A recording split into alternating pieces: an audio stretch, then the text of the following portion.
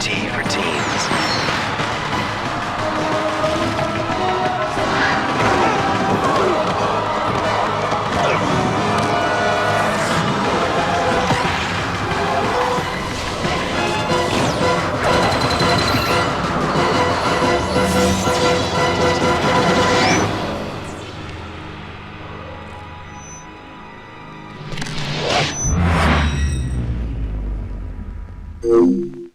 El año 2000.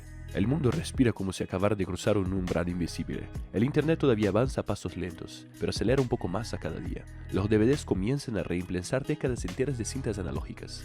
Las ciudades brillan con pantallas y anuncios que prometen el futuro, y cada nación, sin excepción, parece estar corriendo hacia una nueva era. Y en el centro de esa transición aparece una caja negra, silenciosa, angulosa y minimalista, un objeto que podría encajar sin esfuerzo cualquier estante de una sala, pero dentro de esta caja vive una fuerza que nadie, absolutamente nadie, comprendía por completo en ese momento.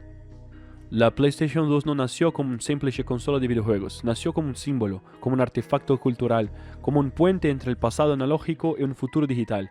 Una máquina que cargaba dentro de su forma rectangular una estrategia capaz de transformar la industria y a reescribir la historia misma del entretenimiento. Más de 160 millones de unidades, un número tan grande que supera la población de la mayoría de los países del mundo. Un número que representa mucho más que ventas. Representa la adopción de un fenómeno. Pero el secreto de esta dominancia no fueron los gráficos, no fue el control, no fueron los juegos, al menos no al principio. En el secreto estaba dentro de un disco brillante, un disco que giraba, un disco que lo cambió todo. Y es ahí donde empezamos a entender cómo una consola se convierte en rey. Las narrativas tradicionales intentan simplificar la historia. Dicen que la PlayStation 2 ganó porque tenía mejores juegos, o porque la marca PlayStation ya era fuerte, o porque la Sony era demasiado grande para perder, pero ninguna de estas explicaciones por sí sola cuenta la verdad.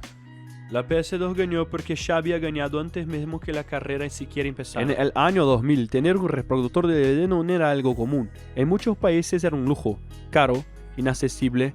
El mundo apenas comenzaba a descubrir el valor de estos discos brillantes que prometían mejor calidad de imagen, mejor sonido y una forma más moderna de ver películas en casa.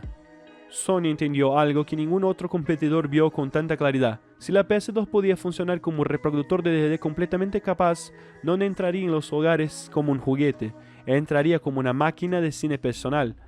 Y eso la colocaría en el lugar más importante de cualquier casa, la sala, el territorio que define lo que una familia ve, compra, consume y adopta.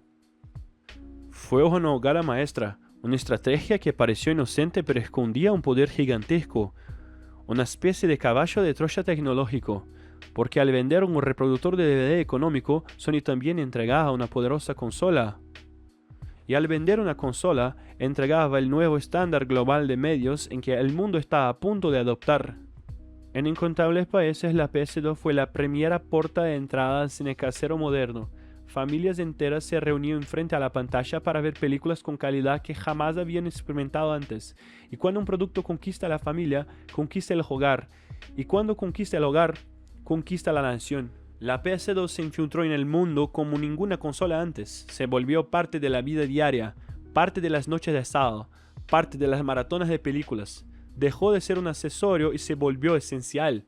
En el instante que se encendía, la PS2 dejaba de ser un dispositivo para jugar y se convertía en una plataforma cultural, y eso destruyó todo a su alrededor. Y para coronar un rey, alguien tiene que caer. Y el primero a caer fue el Sega Dreamcast, una consola brillante adelantada a su tiempo. El Dreamcast ofrecía juego en línea cuando el mundo aún no estaba listo para ello. Ofreció innovación cuando la innovación todavía no tenía público. Tenía grandes juegos, tenía visión y tenía coraje. Pero la visión no significaba nada cuando tu oponente controla el campo psicológico. El Dreamcast intentó vender la diversión, la PS2 vendió el futuro. El Dreamcast intentó vender la tecnología, la PS2 vendió utilidad. El Dreamcast intentó atraer a los jugadores, la PS2 atrajo a las familias. Y en el momento en que empezaron a surgir los números, el futuro se volvió inevitable. Mientras el Dreamcast luchaba para sobrevivir, la PS2 inundaba el planeta con ventas explosivas, filas interminables, país tras país. El Dreamcast no solo perdió, fue devorado, consumido por la sombra colosal de la PS2. Y en unos pocos años, Sega abandonó por completo el mercado de hardware. Un imperio cayó y la PS2 emergió como la protagonista absoluta de la industria. Pero ningún imperio sobrevive sin sus historias y ninguna máquina perdura sin mundos a que explorar. Aquí es donde la PS2 evoluciona. Deja de ser un dispositivo estratégico y se convierte en una biblioteca, en una galaxia, en una enciclopedia cultural, la colección más grande de narrativas, emociones y estilos jamás reunida dentro de una sola consola. El GTA San Andreas redefinió la libertad digital. No fue solo un juego, fue un mundo que respiraba, un mundo lleno de decisiones, un mundo que se sentía vivo. Y por primera vez, jugadores de todo el planeta sintieron que tenían el control absoluto sobre lo que hacer y hacia dónde ir. Fue revolucionario. Metal Gear Solid 2 llevó la narrativa a niveles cinematográficos, diálogos dramáticos, tomas inteligentes de cámara, suspenso, reflexión, una combinación de cine y videojuego que difuminó las líneas entre ambos medios, algo que confundió, sorprendió y cautivó a jugadores en todas partes. Final Fantasy X entregó emoción pura, un viaje sobre el destino, el sacrificio, el amor, la pérdida, la esperanza. Una historia que tocó corazones sin importar el idioma. Y esto es crucial. La PS2 no fue una consola japonesa, ni estadounidense, ni europea, fue global. Cruzó idiomas sin dificultad, unificó culturas a través de historias universales. Los juegos fueron traducidos, doblados, reimaginados, reinterpretados. Cada país tenía acceso a los mismos mundos, adaptados en su propio idioma, y eso transformó la PS2 en una plataforma global de experiencias compartidas. No se trataba solo de jugar, se trataba de participar en algo más grande. Más de 10.000 juegos, la biblioteca más grande jamás creada para una consola, una colección que parecía infinita, una constelación de mundos conectados por una sola máquina, y cada título añadía más poder al trono.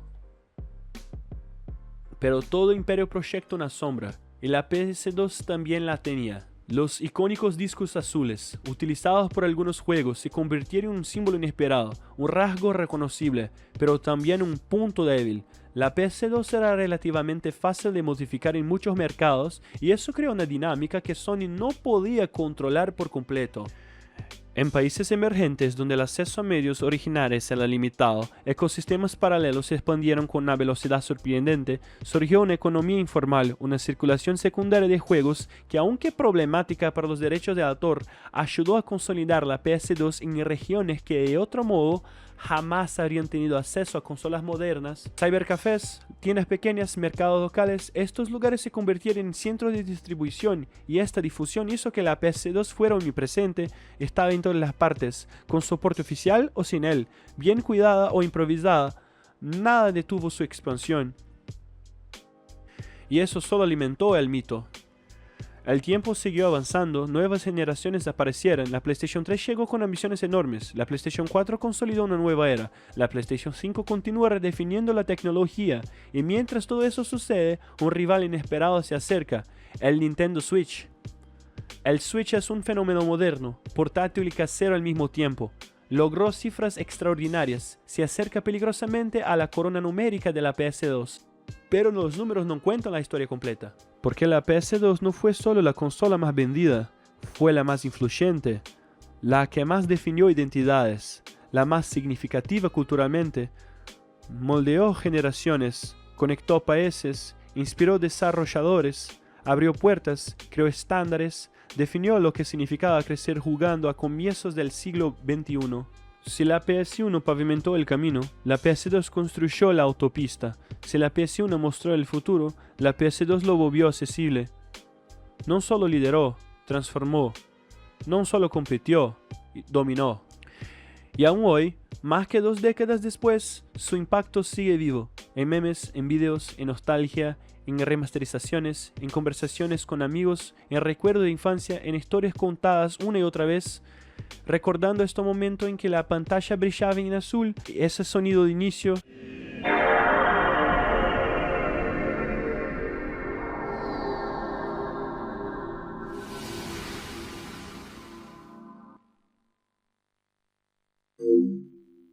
Esta sensación de que algo mágico estaba por comenzar. La PlayStation 2 no fue solo la consola más popular jamás creada, fue y sigue siendo la consola más importante de toda la historia. Y ahora quiero saber, ¿qué juego de PlayStation 2 definió su infancia? Escribe tu respuesta en los comentarios, suscríbete al canal y nos vemos la próxima vez.